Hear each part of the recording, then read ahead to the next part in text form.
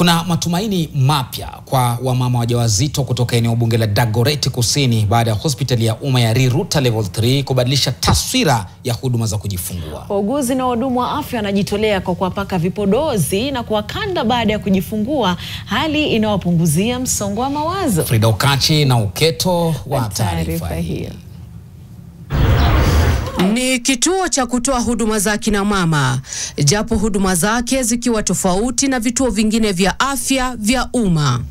Wanawake hapa wakihusishwa kwa kudensi pamoja na wauguzi.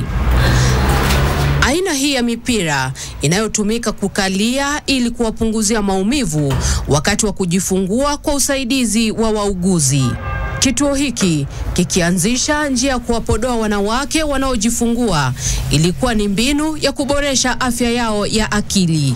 Na tumfanyie hizo services. Mama anafurahi sana, anatoka amefurahi na anatoka akiwa na inamsaidia kumaliza pia ama kuavoid postpartum depression. Hatua hii ikisaidia kuondoa dhana kuwa hospitali za umma ni mbovu. Nazalisha wamama kama 8 na mchana pia unapata wale wako in labor na wenye wako ward unapata ni kama 12 kwa siku. Huduma hizo zikivutia kina mama kutoka kaunti tofauti. Mkazi wa Nakuru aliwasili wiki 2 zilizopita mjini Nairobi kutafuta hospitali hii.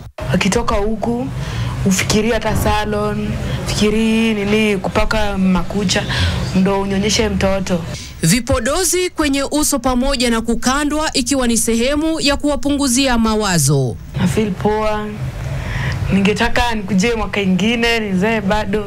Katika chumba hiki hakishughulikia kina mama waliojifungua pekee, hata wanaume ambao waliandamana na wake wao.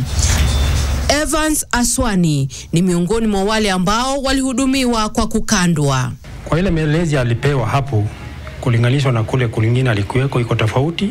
Msimamizi wa hospitali hiyo anasema wameshuhudia ongezeko la wanawake, hali ambayo imewawezesha kununua vifaa mbalimbali kutokana na malipo ya SHA ambayo yanatolewa na Wizara ya Afya baada ya mwezi mmoja. Inatupea 10,000 shillings per every delivery of a mother. Na kwa hiyo pesa yenye tumeweza kupata, tumeweza kununua mashine ya ultrasound. Frida Okachi, NTV.